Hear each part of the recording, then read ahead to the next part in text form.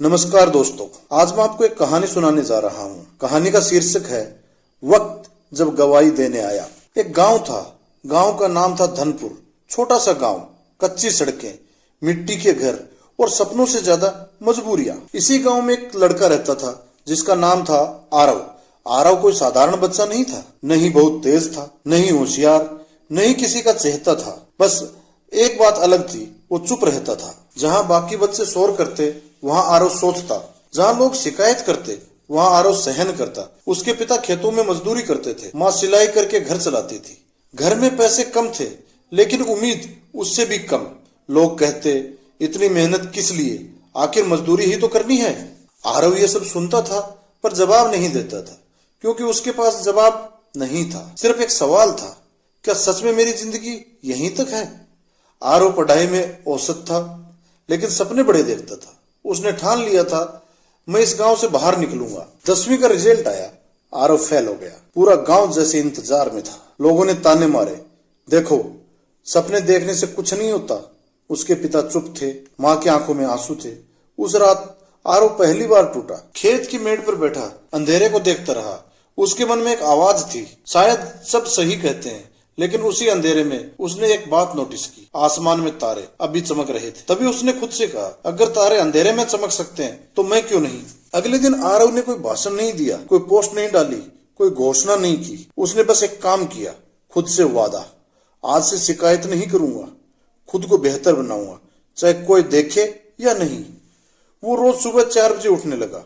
खेतों में काम करने के बाद पढ़ाई करता। रात को दूसरों के घरों में बिजली ठीक करता ताकि किताब खरीद सके। लोग हंसते थे, फेल होकर भी पढ़ रहा है। आरव मुस्कुरा देता, क्योंकि अब उसे लोगों से लड़ना नहीं था, खुद से जीतना था। धीरे धीरे दोस्त दूर हो गए। लोगों को उसका बदला और रवैया अजीब लगने लगा। अब वो कम बोलता, ज्यादा करता। अकेलापन उसे डराने नहीं लगा बल्कि सिखाने लगा।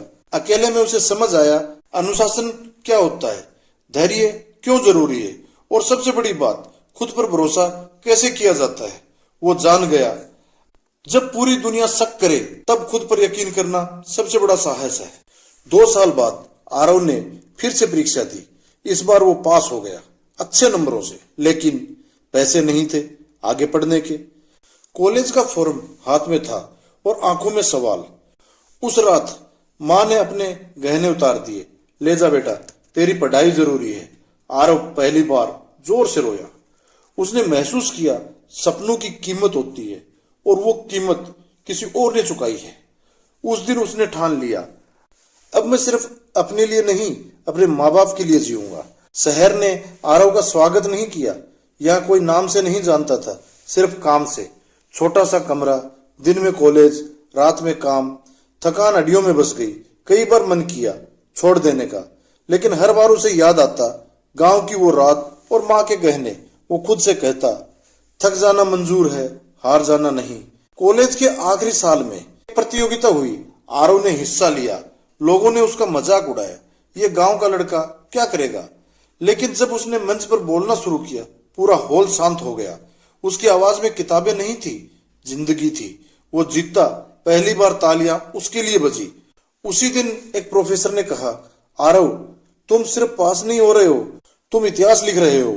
सालों बाद आरव उसी गांव लौटा। अब लोग उसे नाम से बुलाते थे, सम्मान से। वो उसी खेत के पास खड़ा था जहां कभी वो टूटा था। उसने मुस्कुरा कर कहा, वक्त ने आज गवाही दे दी। अगर आज जिंदगी मुश्किल लग रही है तो समझ लो आप सही रास्ते पर हो, क्योंकि आसान रास्ते कभी महान मंजिलों तक नहीं जाते। याद रखना, आज जो वक्त तुम्हें परख रहा है, कल वही तुम्हारी कहानी सुनाएगा। दोस्तों, कहानी अच्छी लगी हो तो शेयर करो, सब्सक्राइब करो।